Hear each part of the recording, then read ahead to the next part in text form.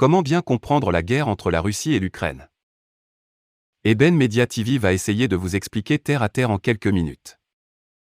Ça déjà plusieurs mois que la Russie a décidé d'envahir l'Ukraine ou tout au moins une partie de l'Ukraine.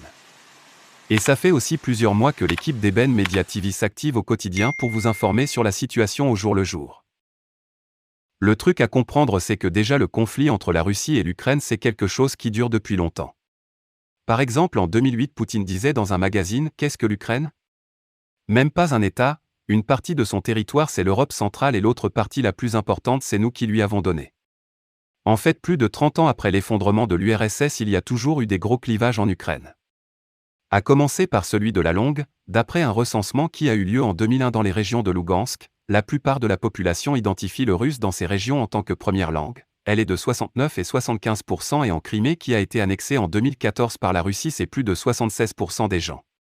Et les vrais problèmes dans ce conflit, ils ont commencé à arriver en 2004 de l'élection présidentielle où le candidat pro-européen qui s'appelait Viktor Yushchenko a été élu. Le problème, c'est que l'élection, elle a complètement coupé le pays en deux. Le candidat pro-européen, il a fait des scores entre 70 et 95% à l'ouest du pays alors que son opposant pour russe faisait des scores de plus de 90% dans les régions de Donetsk. Et ces régions-là ont été reconnues indépendantes par Poutine le 21 février. En 2014, la Russie a fait un coup de force en annexant la Crimée qui est juste une petite péninsule à l'est du pays et cette annexion militaire est validée par référendum le 16 mars 2014 avec quasiment 97% des voix de la population de Crimée en faveur du rattachement à Moscou. Au même moment, il y a des manifestations pro-russes qui ont lieu à l'est et au sud du pays, notamment à Kharkiv, à Odesse, dans le Donetsk, et c'est ça qui marque le début de la guerre qu'on appelle la guerre du Donbass. Donbass, c'est le nom de la région en question et c'est à ce moment-là que le président Viktor Yushchenko se fait renverser et le 11 mai 2014, il y a deux référendums qui sont lancés à Donetsk et à Lougansk mais qui ne sont pas reconnus ni par les Européens ni par le gouvernement ukrainien. Et dans ces référendums, le oui l'emporte à chaque fois massivement. Bref, le 5 septembre 2014, il y a un premier cessez-le-feu qui est signé et qui ne marche pas vraiment et donc un nouveau cessez-le-feu est signé en 2015 selon des accords de Minsk II. Et ces accords coupent la région du Donbass en deux, avec d'un côté les territoires contrôlés par le gouvernement de Kiev pro-européen et de l'autre côté les républiques autoproclamées de Donetsk qui sont donc tenues par des groupes séparatistes pro-russes et c'est resté un peu comme ça jusqu'à octobre 2021 où la Russie commence à amasser des troupes militaires au niveau de ces deux régions à la frontière ukrainienne. En décembre 2021, le chef d'état-major des armées russes estime que vu que Kiev va utiliser des systèmes anti-chars, encore on appelait les Javelin, qui ont été fournis par les États-Unis, le gouvernement ukrainien viole les accords de Minsk. Et donc un mois plus tard, en janvier 2022, le secrétaire du Conseil de sécurité nationale et défense de l'Ukraine affirme que le respect des accords de Minsk veut dire la destruction du pays parce que, je cite, « Lorsqu'ils ont été signés sous la menace des armées russes, il était déjà clair pour toute personne rationnelle qu'il était impossible de mettre en application les documents. » Et c'est là qu'on arrive le 15 février 2022 où la Douma, qui est la chambre basse de l'Assemblée fédérale de la Fédération de Russie, vote une demande auprès du président Poutine de reconnaître l'une des forces des républiques autoproclamées de l'Est de l'Ukraine et ça c'est absolument pas conforme avec les accords de Minsk. Et la Russie reconnaît officiellement l'indépendance de ces républiques le 21 février 2022, et le 22 février Poutine décrétait que les accords de Minsk n'existent plus et que c'est l'Ukraine et non la Russie qui est à blâmer pour leur effondrement. Et dans la foulée, directement il ordonne à l'armée russe d'entrer dans les territoires des républiques autoproclamées pour y maintenir la paix. Et en quelques jours à peine, cette invasion est devenue complète dans le pays.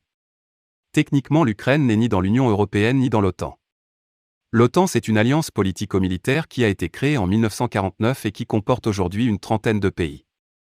Le problème pour la Russie, c'est que l'OTAN ne s'arrête pas de s'élargir depuis 30 ans et notamment ça fait un bout de temps que l'Ukraine demande d'y entrer, et le président actuel Volodymyr Zelensky a relancé sa demande d'adhésion en urgence dès que l'invasion russe a commencé. Mais jusqu'à présent, il y avait un consensus entre les membres de l'OTAN pour refuser l'entrée à l'Ukraine pour justement pas déclencher une crise majeure avec la Russie. Parce que le vrai problème de la Russie par rapport à l'OTAN, c'est que selon Édouard Simon, qui est directeur de recherche à l'Institut de Relations internationales et stratégiques, la mission principale historique de l'OTAN n'a jamais totalement disparu et c'est la défense de l'Europe en pleine guerre froide vis-à-vis de la menace de l'URSS. Mais en fait, la Russie n'a pas du tout envie d'être voisin direct de l'OTAN. Et ça fait plusieurs semaines que Poutine n'arrête pas de répéter qu'il exige la fin de la politique d'élargissement de l'OTAN et du déploiement militaire qui pourrait menacer la sécurité de la Russie. Ce qui inclut le retrait des bases militaires de l'OTAN en Europe de l'Est et ces conditions-là, elles ont aussi été refusées par l'OTAN.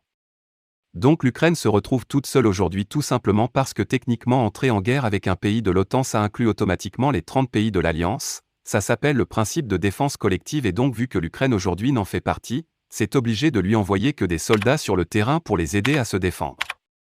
En fait ce pays il rentrera en guerre tout seul contre la Russie. Donc en fait la seule chose que les autres peuvent faire, c'est d'envoyer du matériel et c'est tout. C'est ça qui explique l'espèce de paralysie générale et les sanctions qui sont en fait purement économiques.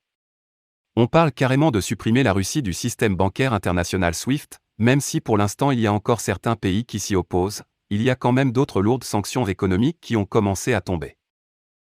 Notamment en gelant les avoirs de certains des oligarques milliardaires russes, mais en fait une asphyxie économique de la Russie c'est quasiment impossible.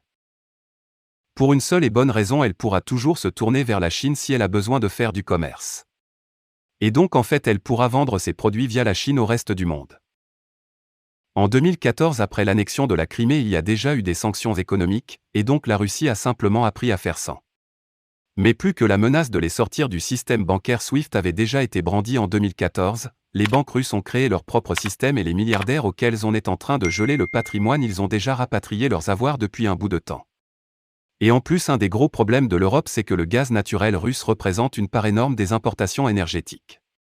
Donc en fait des sanctions qui seraient trop lourdes et qui nous couperaient complètement de la Russie, ce serait compliqué dans les deux camps et en plus pour que les sanctions marchent, il faut que la Chine soit au minimum neutre dans le conflit. Avec l'alliance entre la Chine et la Russie, les sanctions ont un impact qui est vachement limité. Bon, nous nous arrêtons là, en espérant que vous comprenez mieux maintenant cette guerre entre la Russie et l'Ukraine. N'hésitez pas de nous dire en commentaire ce que vous en pensez et de poser de vos questions aussi si vous en avez. N'oubliez pas de vous abonner et surtout de cliquer sur la cloche de notification. Likez la vidéo si ce n'est pas déjà fait. Laissez aussi votre point de vue en commentaire.